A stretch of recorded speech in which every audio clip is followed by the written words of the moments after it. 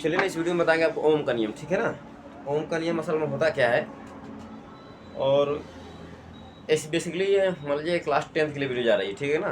कक्षा 12 वालों के लिए नहीं है, एप्लीकेबल है, अवेलेबल नहीं है।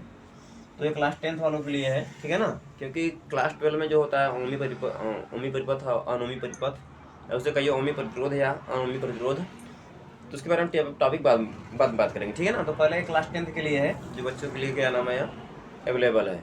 हालांकि क्लास 12 वाले भी इसे काम चला सकते हैं, हालांकि बच्चों के लिए 12 वालों के लिए नहीं आता है, ठीक है, पेपर में। तो इसे कक्षा 10 वाले ही देखें, ठीक है ना। तो उसे 10 वालों के लिए ही है, ठीक है ना। तो एक ओम का नियम असल में होता क्या है, एक कहता है कि यदि चालक की भौतिक अवस्था जैसे ताप, दाब, लंबाई, क्षेत्रफल है आदि में कोई परिवर्तन न किया जाए तो उसके सिरों के बीच पूर्ण विभवांतर तथा उसमें बहने वाली धारा का अनुपात क्या होता है, एक नियतांक होता है। क्या होता है? नियतांक होता है, ठीक है। ऐसे आप फिर से देखिएगा, चालक किसे कहते हैं, तो वो क्लियरली पता होगा कि मतलब जिसमें क्या हो, धारा का फ्लो हो, धारा क्या हो, प्रवाह हो, तो क्या कहते हैं, हम चालक कहते हैं।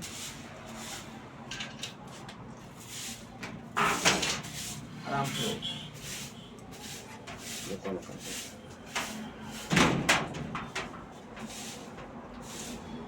ठीक है। तो ये चीज़ें मान के चल रहा है कि समझ में आ गया वो, ठीक है ना। अब इसे समझाने के लिए बात कर रहे हैं कि असल में ये होता क्या है क्लियरली। तो देखिए क्या होता है कि ये बताया है ना कि देखिए चालक की भौतिक अवस्था जैसे कहते हैं, जैसे ताप, दाब, लंबाई, क्षेत्रफल आदि में अगर कोई परिवर्तन न किया जाए तो उसमें बहने उसके सिरों के बीच उत्पन्न विभवांतर तो उसमें बहने वाली धारा का अनुपात क्या होता है, नियतांक होता है। नियतांक अगर आप समझेंगे होंगे ना, तो नियतांक अगर समझ नहीं आता होगा नियतांक असल में होता क्या है, बच्चों को प्रॉब्लम नहीं होती है। नियतांक होता बस उनको बस ये समझने बात, मतलब उनको रटी हुई समझ में आती है चीज़ें, लेकिन समझ नहीं आता उन लोग को, बच्चों को। तो समझाने के लिए एक बार प्रयास करेंगे, देख लीजिएगा समझ में आता होगा तो देखिए, अगर नहीं तो छोड़ दीजिएगा, ठीक है। वीडियो को कोई परेशानी नहीं है, आप देखिएगा और नहीं समझ, अगर नहीं समझ तो छोड़ दीजिएगा वीडियो को, कोई अपना वीडियो अगला देखिए, ठीक है ना। देखिए आप बताना भी क्या होता है, आई, ठीक है ना। आप इसको देखिए, जरूर नहीं कि ऐसा आप जैसे कर सकते हैं, एक डिफरेंस ऑर्डर दे रहे हैं, ठीक है ना। यदि किसी चालक के शुरू बीच उत्पन्न विभवांतर उसमें बहने वाली धारा क्या होता है, समानुपाती होता है, ऐसा भी आप बोल सकते हैं, ठीक है ना। यदि किसी चालक की मतलब किसी चालक की भौतिक नहीं, ऐसे मत छोड़िएगा, ये बात गलत है। मतलब कहने मतलब यह है ना, किसी चालक के सिरों के बीच उत्पन्न विभवांतर जो होता है उसमें बहने वाली धारा क्या होता है, समानुपाती होता है। आप इसे भी ऐसे भी बोल सकते हैं, ठीक नहीं है। किसी चालक के सिरों के बीच उत्पन्न विभवांतर उसमें बहने वाली धारा क्या होता है, समानुपाती होता है ना। यदि किसी चालक की मतलब यदि किसी चालक के बीच सिरों के यदि किसी चालक यहाँ लिखिए, यदि किसी चालक के सिरों के बीच भी हो, यदि किसी चालक के सिरों के बीच विभवांतर भी हो तथा उसमें बहने वाली धारा आई हो, तो देखिए भी क्या होगा, आई, ठीक है ना।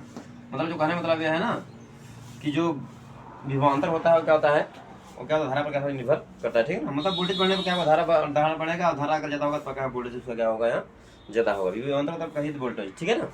तो बस समझिए, अभी प्रश्न आई होगा, ठीक है ना। इसे आप आगे बढ़ाएंगे गाड़ी को, क्या होगा, भी क्या होगा, ये सब चिन्ह हटेगा तो लगेगा आर, लगेगा क्या लगेगा, आर आई हो जाएगा। तो सीधी बात है ना। तो आर क्या नियतांक होता है, उसमें नियतांक होता है ना। तो नियतांक मतलब क्या है, यही क्या होगा, प्रतिरोध होगा, ठीक है ना। तो इसे कह सकते हैं आर बराबर क्या होगा, यहाँ वी अपान क्या हो जाएगा, आई, ठीक है ना। मतलब कहने मतलब वी बटे आई जो होगा क्या होगा, यहाँ वी बटे आई इक्वल टू क्या होगा, आर क्या है, यही क्या है, कांस्टेंट है, इसे कहते हैं नियतांक। क्या कहते हैं, नियतांक। बस मैं नियतांक मतलब समझ रहे नहीं है, कहने मतलब यह है ना कि मतलब इन दोनों का मान क्या होगा, हमेशा ये क्या होगा, फिक्स होगा, ठीक है ना। मतलब यहाँ बटा यहाँ बराबर, मतलब क्या होगा, ये नियत होगा, क्या होगा, नियत। बस समझ आया ना, इसमें कोई चेंजिंग नहीं होगी, ठीक है ना। प्रतिरोध में नियतांक है तो क्या होगा, प्रतिरोध है ये, ठीक है ना। चलिए इसको समझ लीजिए, ऐसे समझिए, V by I equal to क्या होगा, आर, यही ओम का नियम, वी बराबर आई, वी बटा आई इक्वल टू आर क्या है, यहाँ आर क्या है, और यहाँ आर क्या है, मतलब क्या नहीं, क्या नियत रहता है, प्रतिरोध ही क्या रहता है, नियत रहता है, ठीक है ना। जहाँ आर क्या है, प्रतिरोध है, क्या है, प्रतिरोध है, ठीक है ना।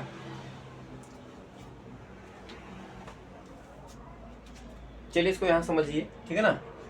तो मान चल रहा है कि आ क्या होगा, इसका ग्राफ देना चाहते हैं, इसका ओम के नियम ग्राफ देखना चाहते हैं।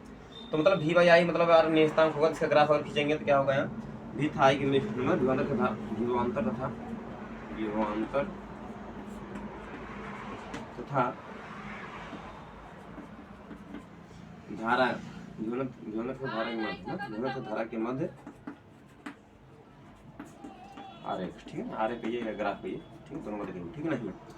तो ये ग्राफ कैसे निकलेगा, ऐसे मिलेगा।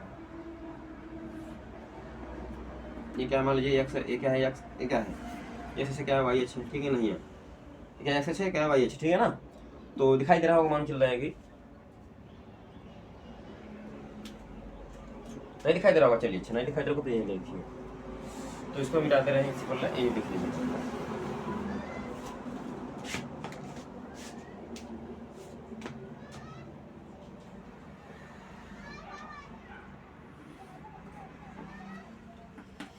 ये मान लीजिए क्या है, आप एक्स अच्छा है क्या है वाई अच्छा, ठीक है ना। ये क्या है, ये मतलब विभवांतर है, ये करंट क्या है, इसे भी कर लीजिए, ये क्या धारा, ठीक है आई, ठीक है।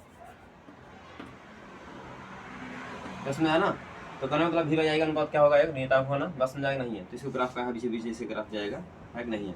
तो ये यही नियतांक है, यही क्या है नियतांक है, इसे कहते हैं प्रतिरोधक, किसका ग्राफ है प्रतिरोधक, ठीक है ना।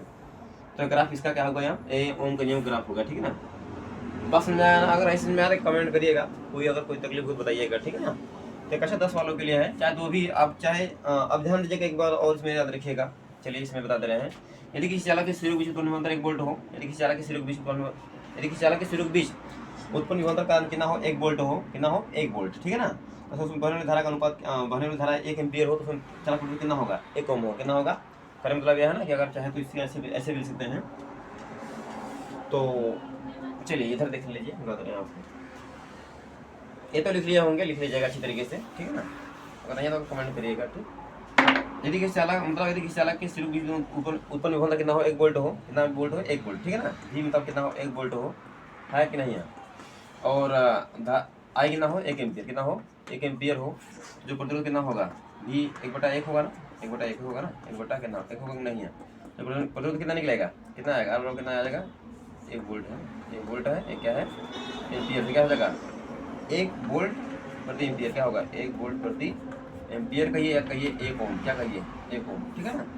तो प्रतिरोध का मात्रा कितना होता है, जो रेजिस्टेंस का मात्रा होता है वो क्या होता है 1 ओम, मतलब ओम होता है, क्या होता है ओम होता है, ठीक है ना। चलिए इसके बारे में और बाद में बेहतरीन करेंगे, ठीक है ना। तो मिलते हैं अगले वीडियो में, तब तक धन्यवाद। बच्चों के लिए इतना ही।